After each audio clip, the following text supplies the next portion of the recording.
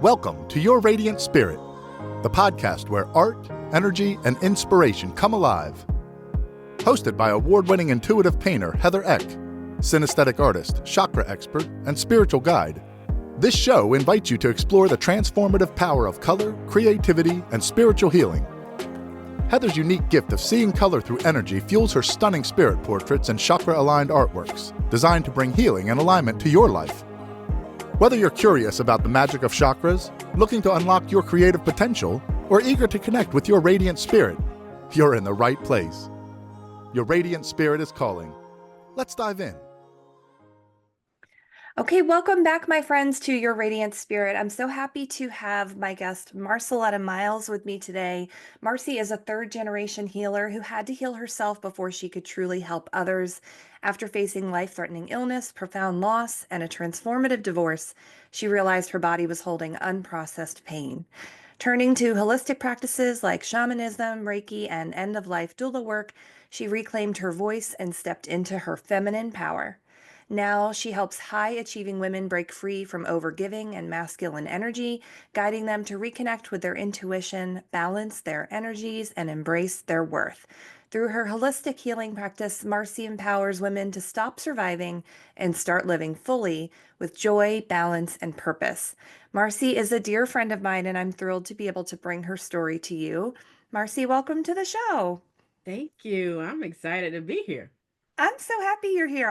I think it'd be fun to kind of talk about how we met initially Oh, because wow. we've known each other for a while, but our listeners don't know this story. So I remember meeting you when I did my coaching certification, and it was probably in 2015, 2016.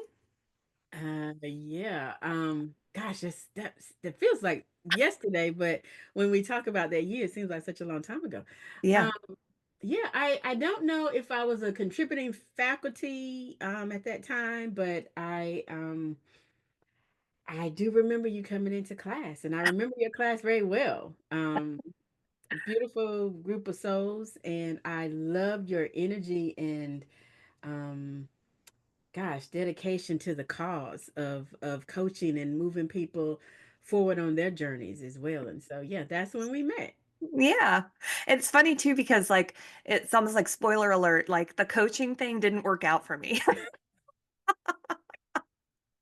Well, the thing is that we have a toolbox that is filled with many tools.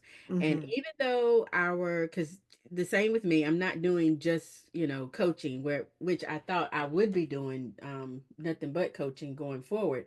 Um, it is still part of my work that I do, and I hmm imagine that is part of your work as well. So, It is. Yeah, yeah. it is. But that's so funny. So it's been almost 10 years. So tell us about how your path led you from nursing to Mhm. coaching to where you are today. So, I have been a nurse for over 30 years, and when I say that, I'm like, Marcia, are you that old? But so I've been a nurse for over 30 years, and uh, I at some point someone had approached me about coaching, and I really didn't know what that was. So I did some research, and I was in leadership for 18 of those 30 years. And so I was like, oh, this is me. I said, I can get a certification in this because this is something that I have been doing for a long time.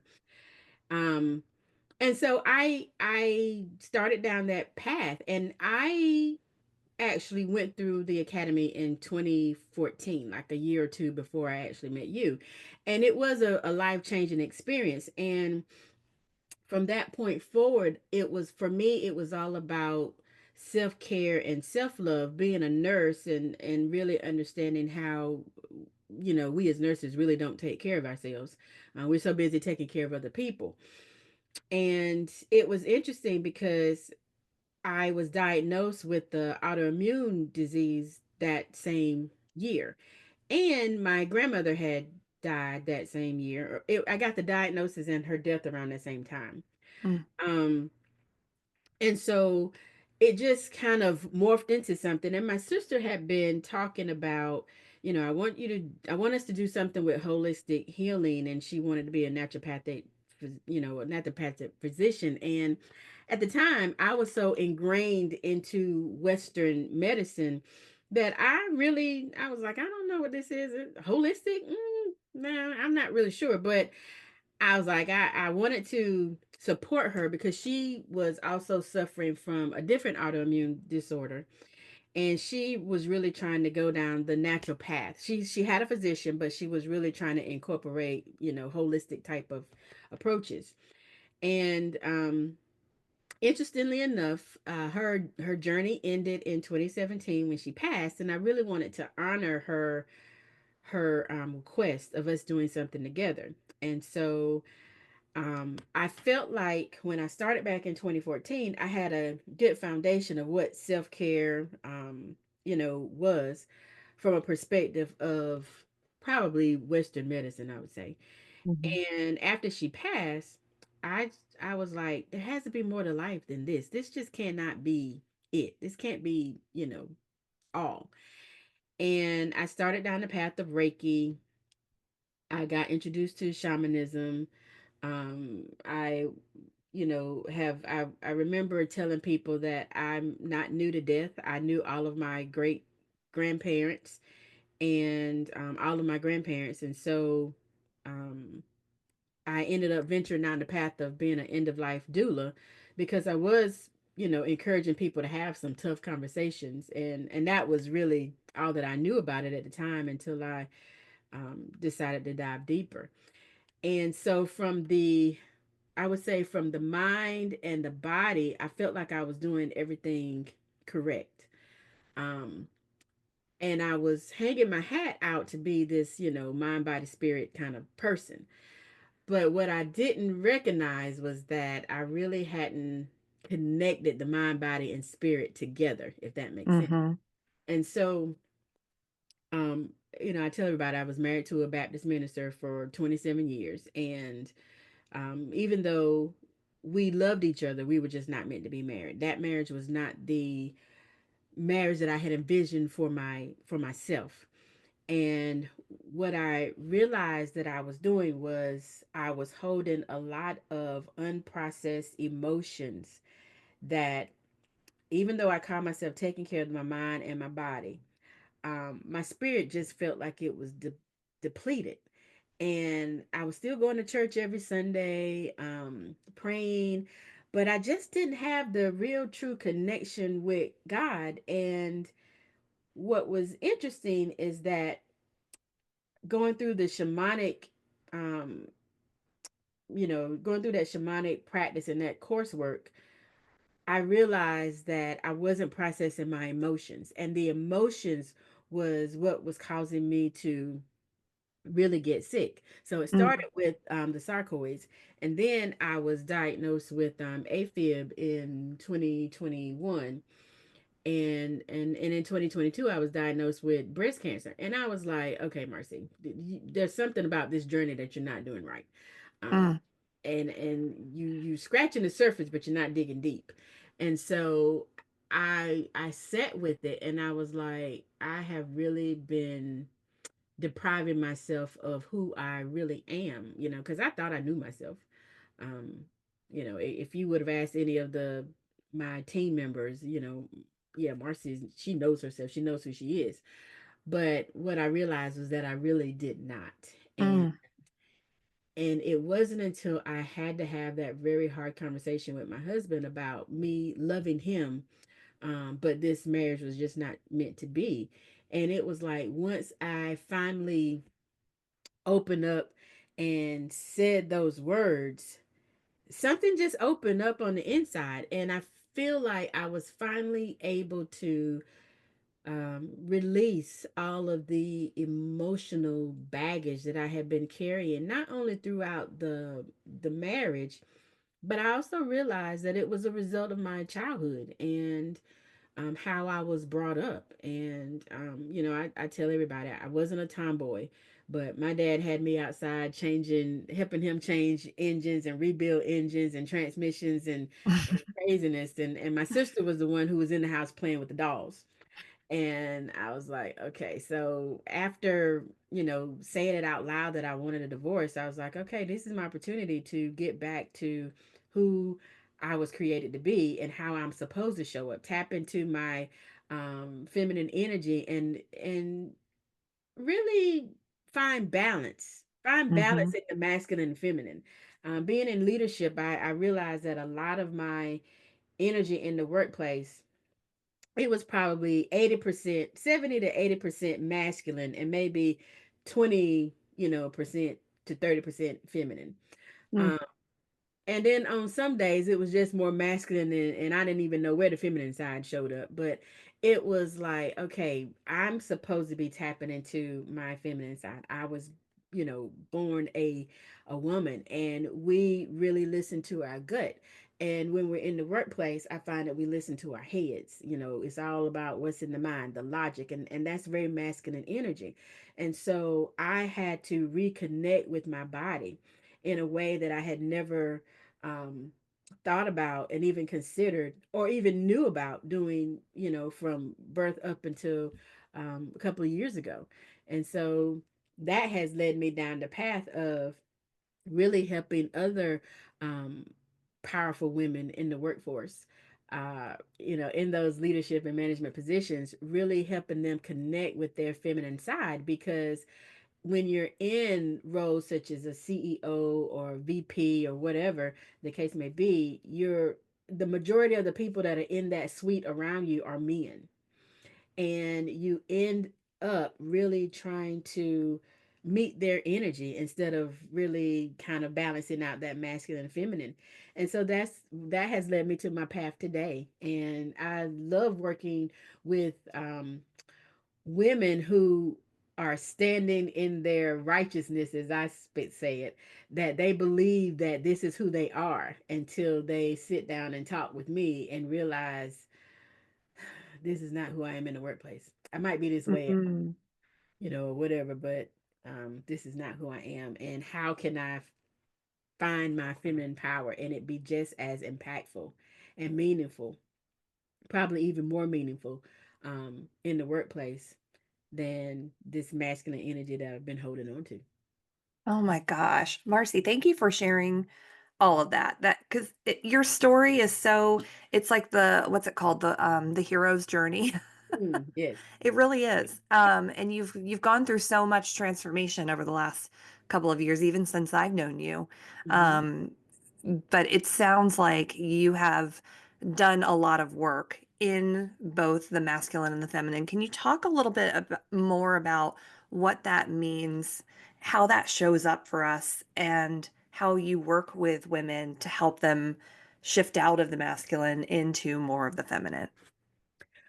Um, well, it's interesting because I just had a client that I was working with last week, and she was talking about so the majority of her staff are women, and what's interesting, it kind of mirrored very much my professional path when I was in nursing. So, I worked with a team of women, team of nurses. And so for her, these aren't just nurses. These are like front office staff. These are, sonographers, middle management kind of people. And, and so she is a go-getter. She set a very high, tight timeline for her to make some accomplishments in this particular organization, and it was really from a masculine perspective. And so the energy of men, they come in and they just like to tell me what to do, I get it done, and then I move on to the next thing.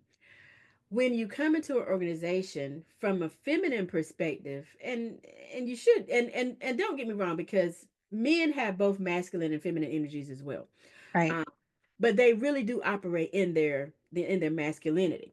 Women tend to try to emulate, oh, I'm going to go in, I'm going to change this culture, I'm going to do X, Y, and Z, we're going to move it forward, and then I'm out. She gave herself this 3-year timeout. But what was interesting is that um, there was a disconnect between her and the staff. Mm. And the particular energy that was she was exemplifying was that masculine energy. She came in talking from a place of her head, very logical. And people typically do appreciate logic, but when you're new Hmm. coming in, you have to connect. And that is one of the things that I feel like um, she really didn't feel like that was something that she needed to do. She just needed to tell people what to do and then they do it. But you have to build a sense of trust. You have to build that foundation.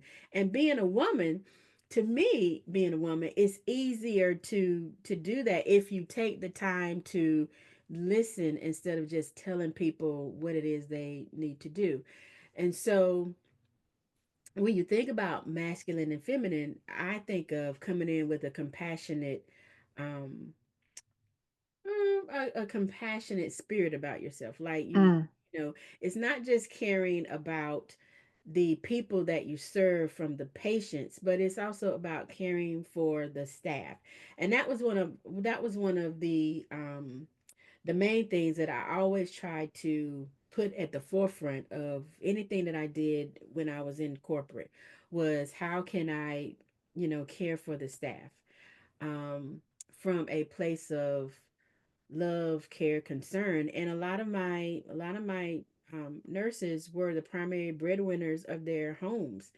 And when you think about that, and so was I. So when you think about that, you not only have that masculine energy at work, but you bring it home. And I Hmm. remember later in my career, I was like, I just want to come home and not have to make any decisions. Can you just step up and make some decisions for me? I just want to be. I don't want to have to decide. I don't want to have, and that was even when it came down to cooking dinner. I mean, I don't mind going in the kitchen and cooking, but just tell me what you want. I don't want to have to figure out what you want. Yeah. Just tell me.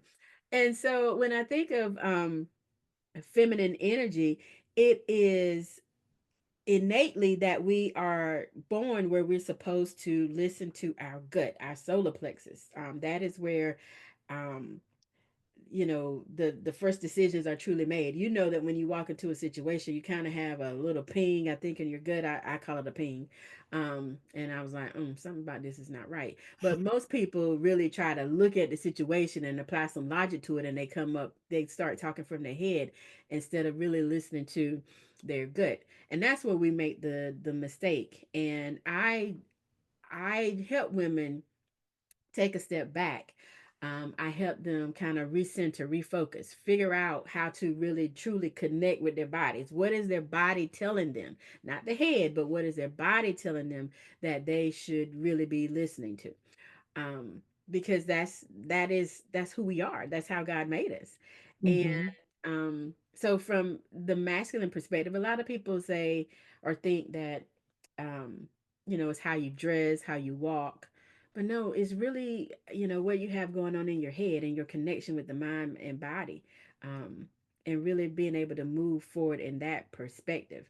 I will also say that for me, I was dressing in black. I also didn't want to be seen. And very seldom did I ever wear. I probably can count the time on two fingers that you caught me wearing a skirt to work. I mean, I was always in pants. Um, and I was like, huh, what is that about? Now I would put church on, I would put a, dress on Sundays, but, um, to work, very seldom did you ever see me in a dress or in a skirt. And I was like, I don't know what that's about, but let me kind of, sit with that because when clothes also makes you feel feminine. And so I work with women to also think about how they're dressing and, you know, um, how they can bring that feminine side forward in how they speak, in how they dress, and be able to tell the difference in how they feel.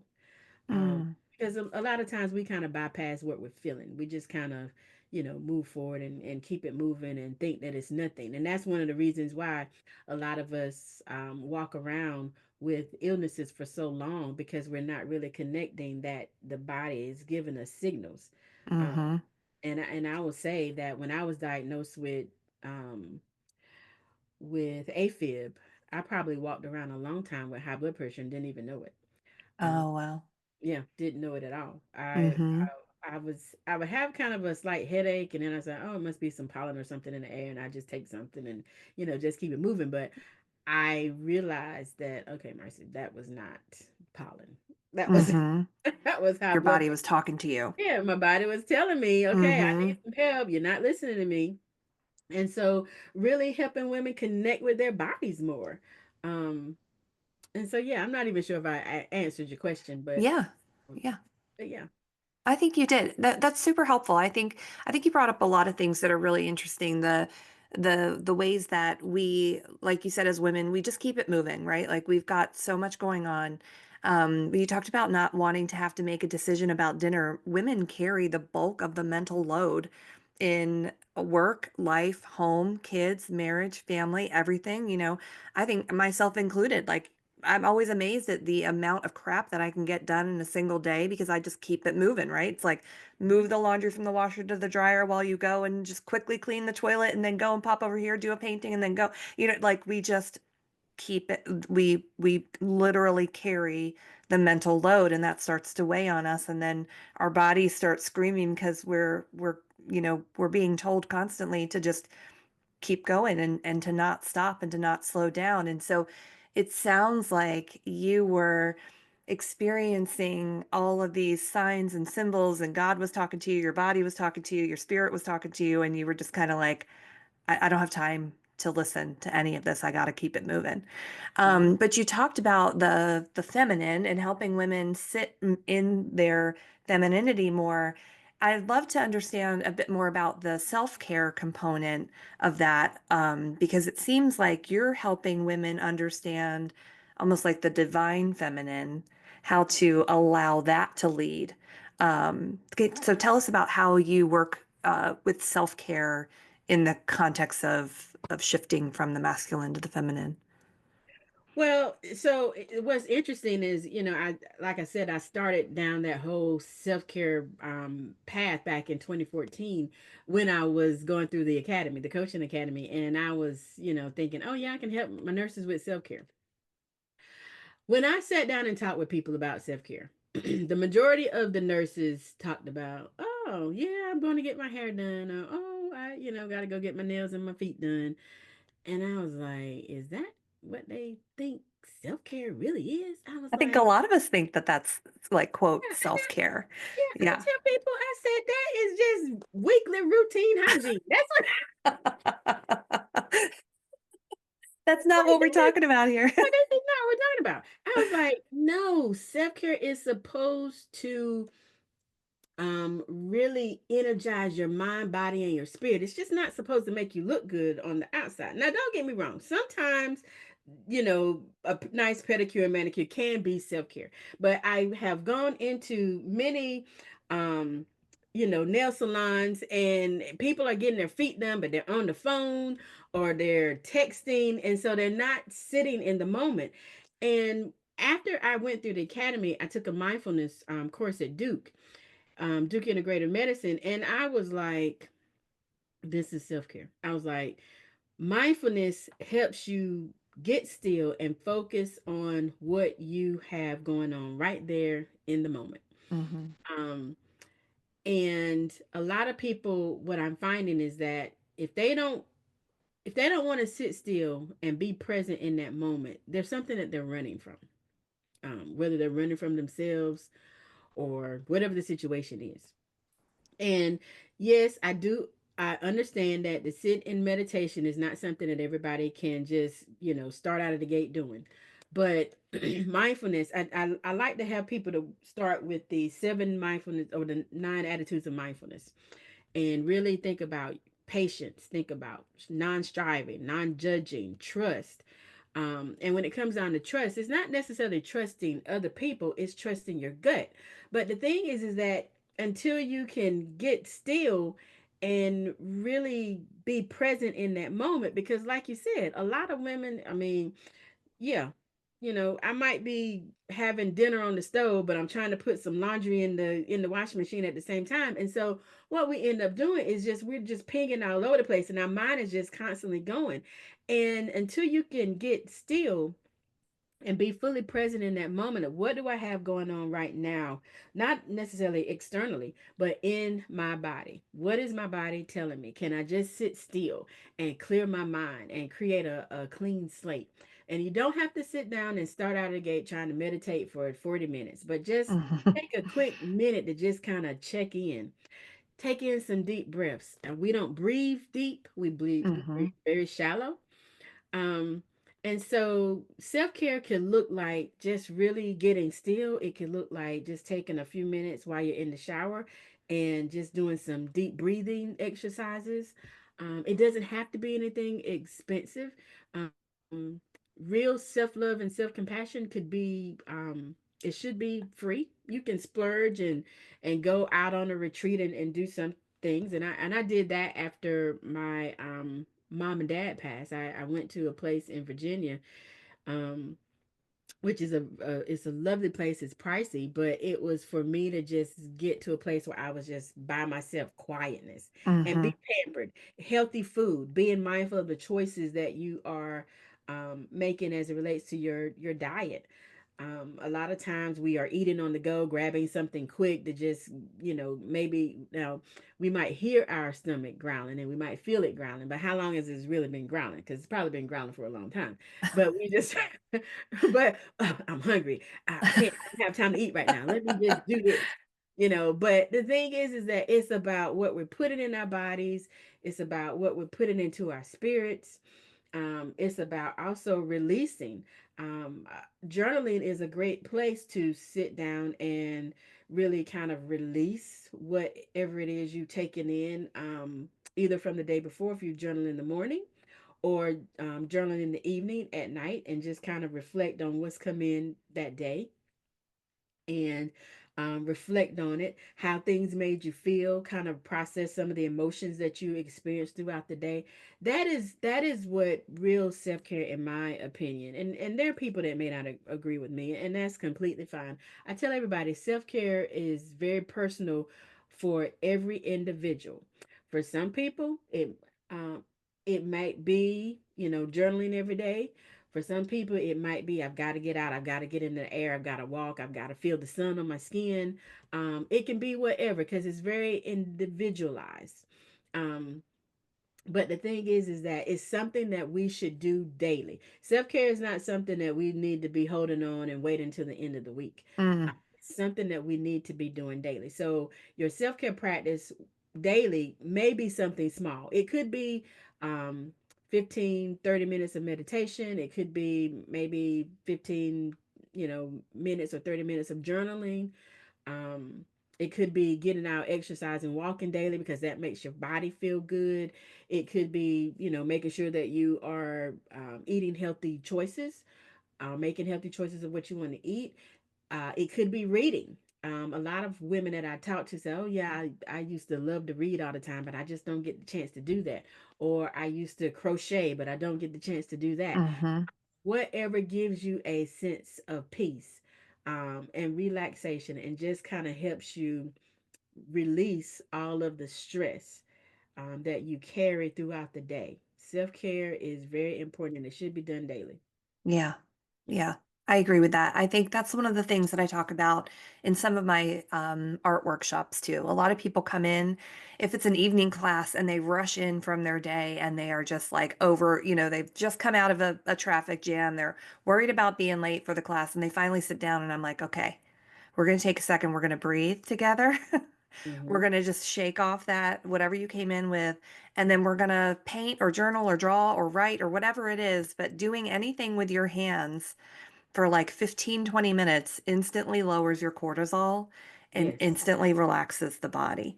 And Mm-hmm. I think you're exactly right. Whether it's crochet, whether you're cooking something, preparing a meal for yourself, whether it's, journaling, or that act of just sitting Mm-hmm. and doing something creative, even if people say they're not creative, it helps to ease the body into a different state. So that's so important. So what do you say to somebody? Because I feel, and you knew me at this time too, working in corporate, probably a working mom.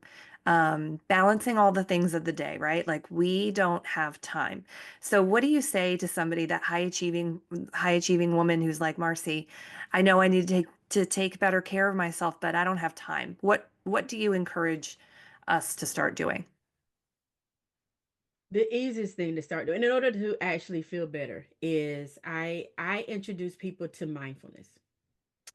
The seven attitudes of mindfulness. I don't necessarily have women that just, start out of the gate with trying to meditate, because most people fight it. Hmm. But I do introduce them to the seven attitudes of mindfulness, and then actually I keep seven, but it's actually nine. And we talk about which of those attitudes have been rising to the forefront. So sometimes it's trust, a lot of times it's patience.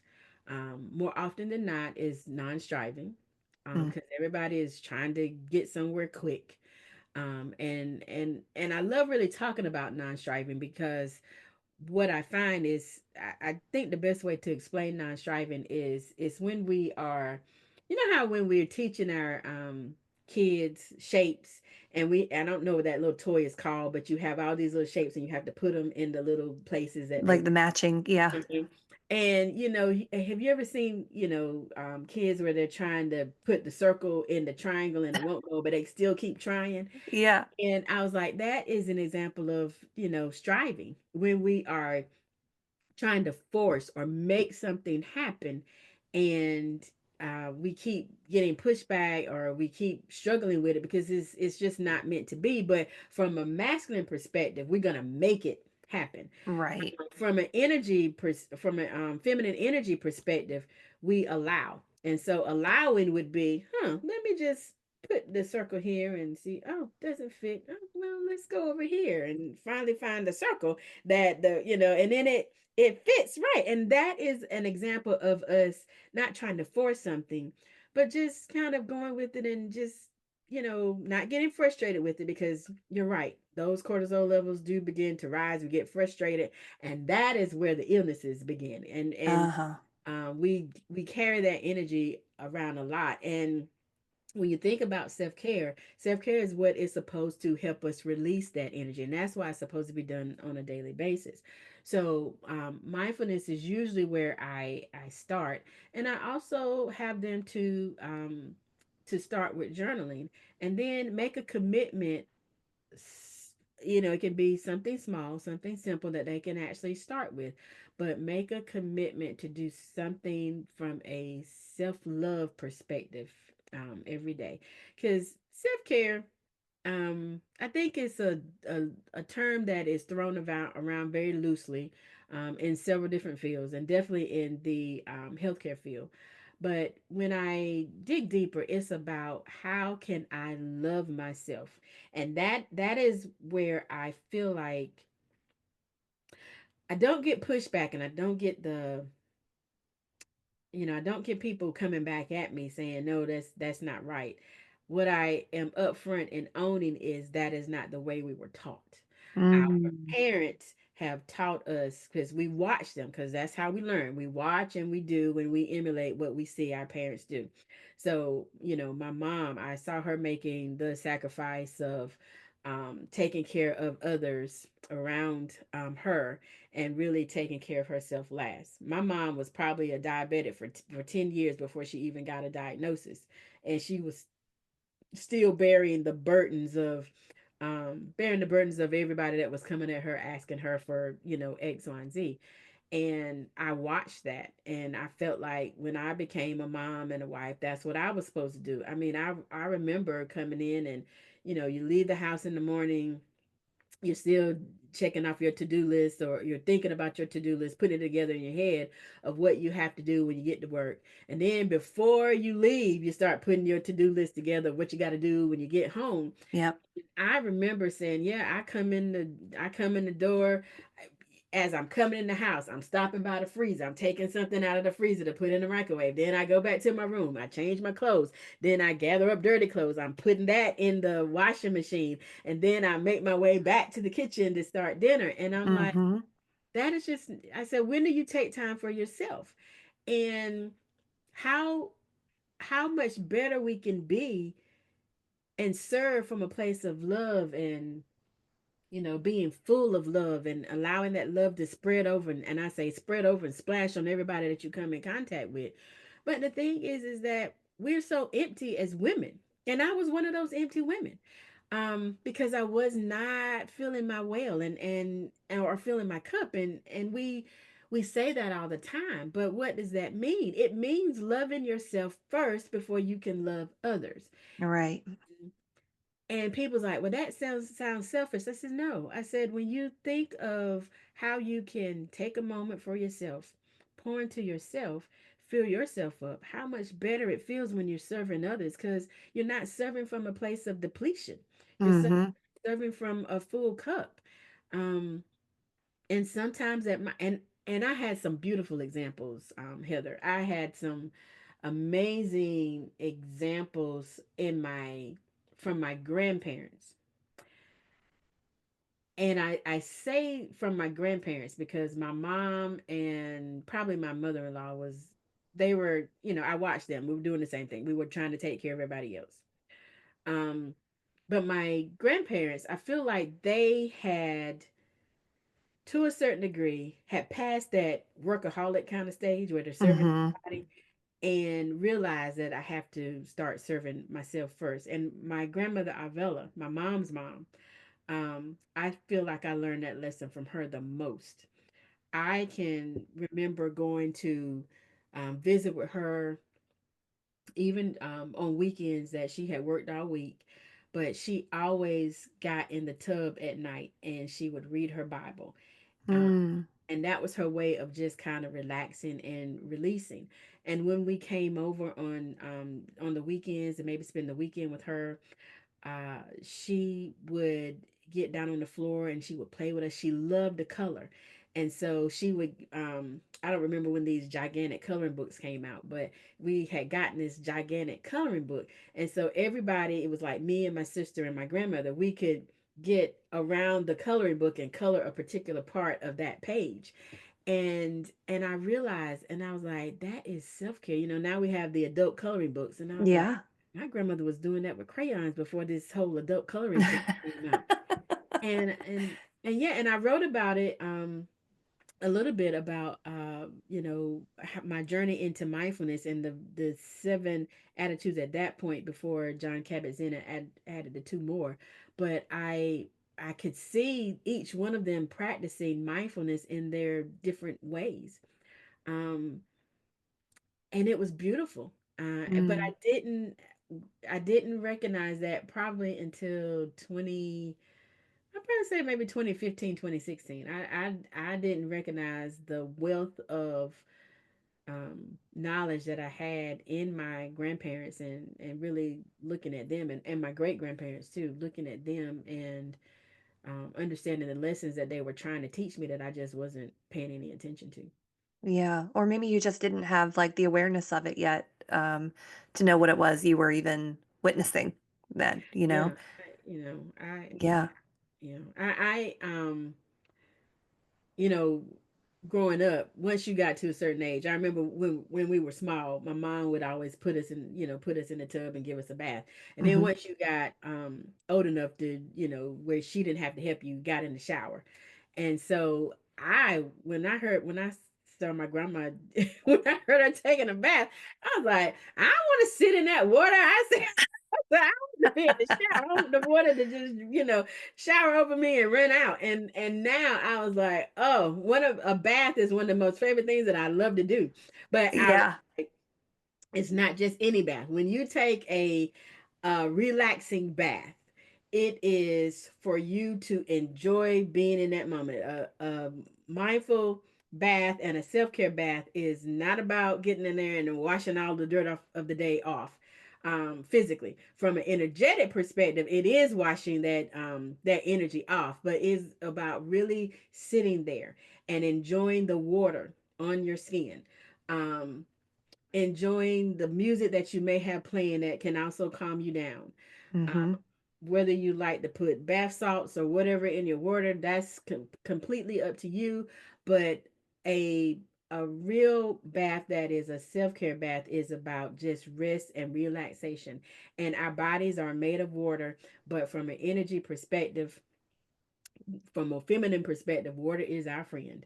And Mm. in a tub of water and just relax and be with the flow of it is amazing. And so that's one of the things I was like, if you can't do it every night, I said at least try to get in the tub, once a week, and that's my practice. I can't say that I get in the tub every night, but I do try to get in there at least two to three times a week. Hmm. Yeah, I could see your whole energy shift as you're talking about the tub. So the tub must be, that soak must be really important to your own self-care, self-love practice. I Mm-hmm. love that. It That's is. beautiful. So Marci, tell us, how can people work with you? How can they get in touch with you? So you can come and visit my website, marcellettamiles.com, um, and, kind of peruse my site. But there is a button where you can have a quick session with me to see if we are a good fit. Everybody doesn't like my style, and that's okay. And everybody isn't ready to commit to honoring themselves.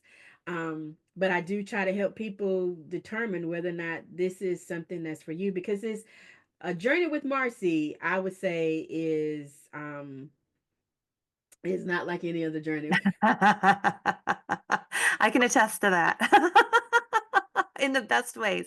In the best ways. And so I tell everybody, I was like, if you're not ready to do the work, then I'm not the one for you, because I will push you in a loving and compassionate way. um but yeah, I want to see people thrive and not just be sitting around surviving. I want Mhm. people to really move into who they are and experience their god-given gifts. And I tell everybody, my higher power is God, but for Mhm. some people they can't say it, and so I honor whatever it is that they call, whether it's source, light, energy, whatever. But whoever your higher power created you to be is where I am trying to strengthen or help you strengthen that connection with that power. I Um, love that. so yeah, my website is a great place to start. Um, you can read some of my blogs on the website and kind of give you a feel of who I am and my work. Um, and I am going to be doing something over the next couple of weeks. So right now, if you're interested in understanding about how well you're loving yourself or not, I have a great quiz that you can reach on my homepage on my website. And so I would encourage everybody to go to my website, marcellettamiles.com, and take the quiz and see how well you're loving yourself. And you'll get some information back on things that you can do better or how you can work with me. Awesome. And I'll put all of that in the show notes too, so that people can find you and follow you and all that good stuff. And one last question for you, which is, what is one thing we can do right now today to amplify our radiant spirits? I would say one thing you can do today is take in some cleansing, refreshing breaths.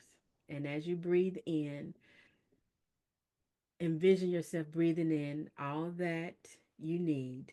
And as you exhale, letting go of stuff that you do not need. I love that. I love that. Thank you. That's beautiful. Well, Marcy, thank you so much for being on the show today. I loved chatting with you and hearing so much more about your story. I know we've known each other for a long time, but there's always things that we don't know about each other. So it's super helpful to know that. Thank you so much for listening today. You can find everything you need to know about Marcy in the show notes, and we'll see you on the next episode. Beautiful. Thank you for having me. I'm so excited to be a part of your journey and the work that you do. So this is great. Thank you, Marcy. Thank you for joining us on Your Radiant Spirit. If today's episode lit up your creativity or helped you connect with your inner energy, please leave us a review and share your thoughts.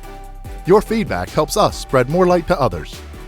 To dive deeper, visit www.heathereck.com for courses, workshops, and custom spirit portraits. And for daily inspiration and behind-the-scenes magic, follow Heather on Instagram at Heather Eck Artist. Your radiant spirit is calling. Take the next step on your journey. See you next time.